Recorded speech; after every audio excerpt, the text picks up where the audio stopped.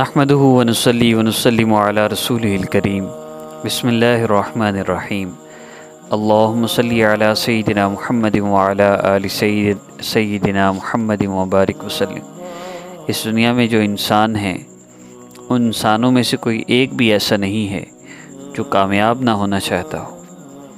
ایک کامیابی وہ ہے جسے ہم انسان کامیابی سمجھتے ہیں، اور ایک کامیابی وہ ہے جسے اللہ رب العزت کامیابی فرماتے ہیں۔ ہم کامیابی سمجھتے ہیں اچھا کھانا، اچھی رہائش، اچھا گھر، اچھی کوٹھی، اچھی گاڑی، آسائشیں، آرائشیں، ہر طرح کی نعمتیں مل جائیں اور ہم اسی کو کامیابی سمجھتے ہیں۔ لیکن کامیابی کیا ہے؟ اللہ رب العزت کس چیز کو کامیابی فرما رہے ہیں؟ اللہ رب العزت کامیابی فرما رہے ہیں کہ جو جہنم سے بچا لیا گیا اور جنت میں داخل کر دیا گیا، یہ کامیاب ہو گیا۔ اب کوئی ماں باپ یہ نہیں چاہتا کہ ان کی اولاد ناکام ہو جائے۔ ماں باپ کے لیے کامیابی دنیا کی یہ چیزیں ہیں تو اس کے لیے 3 سال کے بچوں کو بھی وہ اسکول بھیج دیتے ہیں اور کافی مشقت بھی اٹھاتے ہیں۔ ماں باپ کی بہت سخت ڈیوٹی ہوتی ہے جو اپنی اولاد کے لیے دیتے ہیں کہ کسی طرح ہماری اولاد کامیاب ہو جائے۔ ساری کی ساری مخلوق اللہ رب العزت کی عیال ہے، اور اللہ تعالیٰ بھی چاہتے ہیں کہ ساری مخلوق یہ کامیاب ہو جائے، جہنم سے بچ جائے اور جنت میں چلی جائے، اور اصل کامیابی یہی ہے۔ پھر ہوتا کیا ہے؟ اللہ تعالیٰ اپنے بندوں کو کسی مصیبت میں، کسی مشکل میں، کسی پریشانی میں مبتلا کرتے ہیں، اس لیے کہ اللہ رب العزت کے یہ بندے اللہ رب العزت کی طرف متوجہ ہو جائیں اور اللہ تعالیٰ سے اپنے مسائل کو حل کروائیں، اللہ رب العزت سے قریب ہو جائیں۔ یاد رکھیے گا، اللہ رب العزت جب ناراض ہوتے ہیں تو حدیث قدسی میں آتا ہے انی اذا اطیعت رضیت و اذا رضیت بارکت ولیس لبرکۃ النہایہ فانی اذا عصیت۔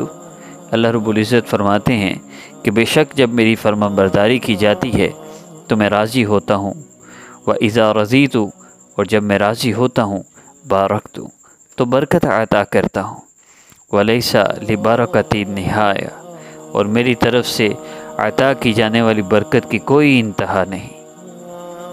اور فرمایا وانی اذا عصیت، اور جب میری نافرمانی کی جاتی ہے، غضبت، تو میں ناراض ہو جاتا ہوں، اور اللہ فرماتے ہیں وَإِذَا غَضِبْتُ، جب میں ناراض ہو جاتا ہوں، لعنت، میں لعنت کرتا ہوں، اپنی رحمت سے دور کر دیتا ہوں۔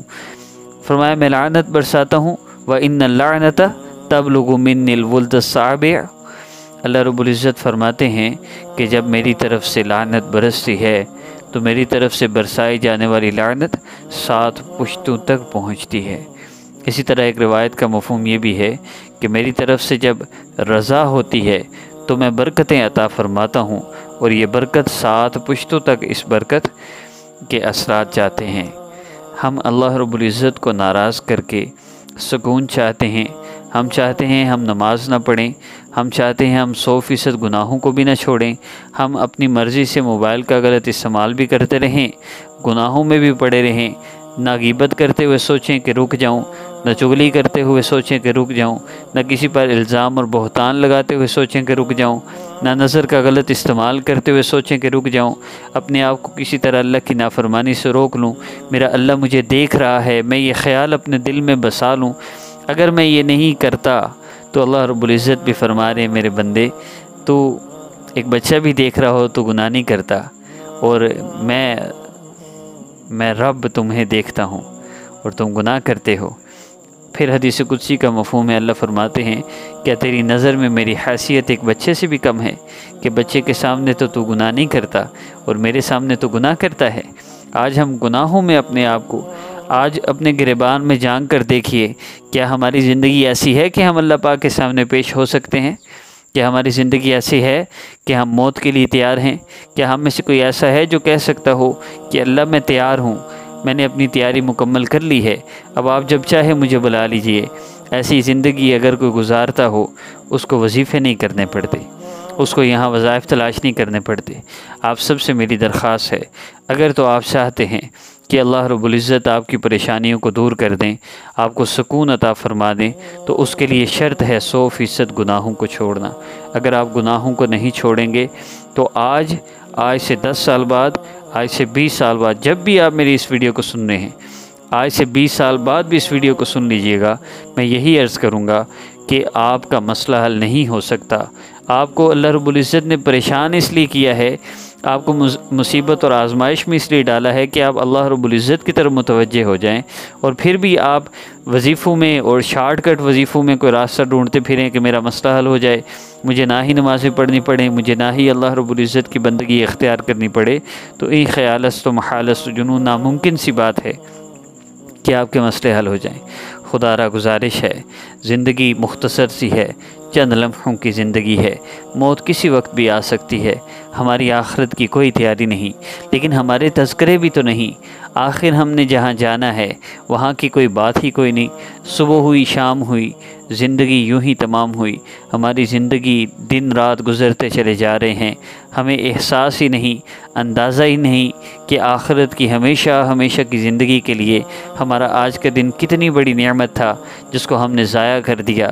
اگر ہم نے آج بھی ہوش کے ناہن نہ لیے، اگر آج بھی ہم نے فکر نہ کی، اگر آج بھی ہم نے اپنے آپ کو اللہ رب العزت سے نہ جوڑا، تو یہ پریشانیاں تو بڑھتی ہی چلی جائیں گی۔ اور اللہ رب العزت فرماتے ہیں کہ جب میں کسی سے راضی ہوتا ہوں، میں مفہوم عرض کر رہا ہوں حدیث مبارکہ کا، کہ اللہ رب العزت جب راضی ہوتے ہیں تو اس بندے کے دل کو غنا سے بھر دیتے ہیں اور اس کے وقت کو فراغت عطا کر دیتے ہیں اپنی عبادت کے لیے۔ اور جو بندہ اللہ رب العزت کی عبادت کے لیے اپنے آپ کو فارغ کر دیتا ہے، اللہ پاک اس کو راحت دیتے ہیں، اللہ پاک اس کے فقر کو دور کر دیتے ہیں، اس کی پریشانیوں کو دور کر دیتے ہیں۔ اور جو بندہ اللہ رب العزت کی عبادت کے لیے اپنے آپ کو فارغ نہیں کر لیتا، اللہ رب العزت کی نافرمانی نہیں چھوڑ دیتا، تو اللہ رب العزت فرماتے ہیں کہ میں اس کے دل کو غنا سے خالی کر دیتا ہوں، میں اس کو فقر میں مبتلا کر دیتا ہوں، اور میں اس کی مشغولیت بڑھا دیتا ہوں۔ یوں سمجھیے کہ جو رزق ہمیں 2 گھنٹے 4 گھنٹے میں ملنا ہے، وہی رزق ہمیں 10 گھنٹے دکان پر محنت کرنے سے ملتا ہے۔ اللہ تعالیٰ دنیا میں ایسا لگا دیتے ہیں کہ پھر انسان اپنا آپ بھی بھول جاتا ہے، 2 سے 4، 4 سے 8، 8 سے 12 ہو جائے، بس اسی فکر میں لگا رہتا ہے۔ آج بھی وقت ہے۔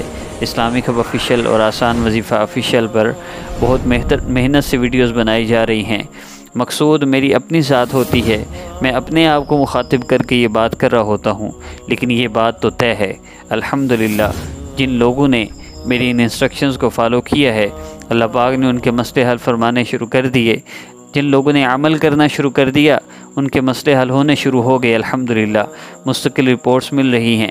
آپ بھی اس عمل کو کیجئے۔ عمل کیا ہے؟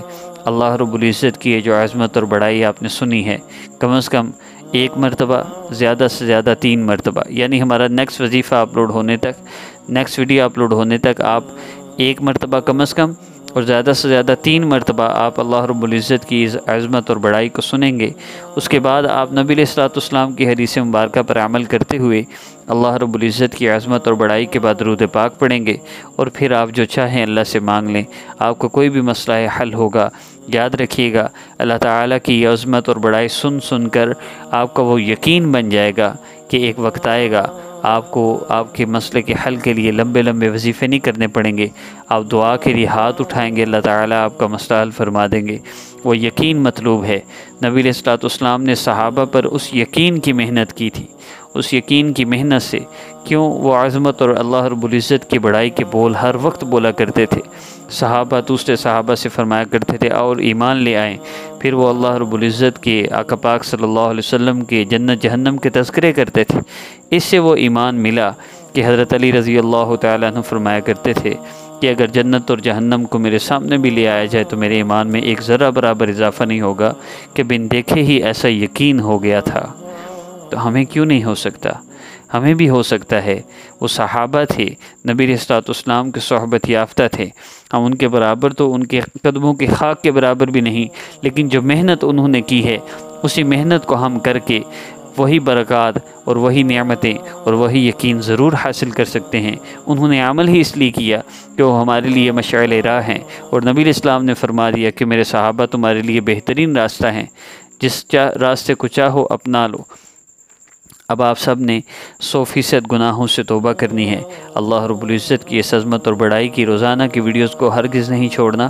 جتنے وظائف اب تک کر رہے ہیں، بہت سے لوگ ایسے ہیں جنہوں نے میری اس ویڈیوز کو سننا شروع کیا لیکن ساتھ وظیفے نہیں چھوڑ رہے۔ میں ان سب سے درخواست کرتا ہوں جتنے بھی وظیفے کر رہے ہیں چھوڑ دیں، سوائے سنت اعمال کے، جیسے فجر کے بعد سورہ یاسین پڑھنا مسنون عمل ہے، مغرب کے بعد سورہ ملک الف لام میم سجدہ پڑھتے ہیں مسنون ہے۔ تو یہ جو سنت اعمال ہیں ان اعمال کو ہرگز نہیں چھوڑنا۔ اس کے علاوہ سارے وظیفے چھوڑ دیجئے۔ اللہ رب العزت انشاءاللہ آپ کے سارے مسئلے حل فرما دیں گے۔ نیکسٹ ویڈیو میں ملاقات ہوگی۔ اپلوڈ ہونے والی ویڈیوز کو ہرگز مس نہ کیجیے گا۔ چینل کو سبسکرائب کر کے بیل آئیکن کو پریس کر لیجئے۔ السلام علیکم ورحمۃ اللہ وبرکاتہ۔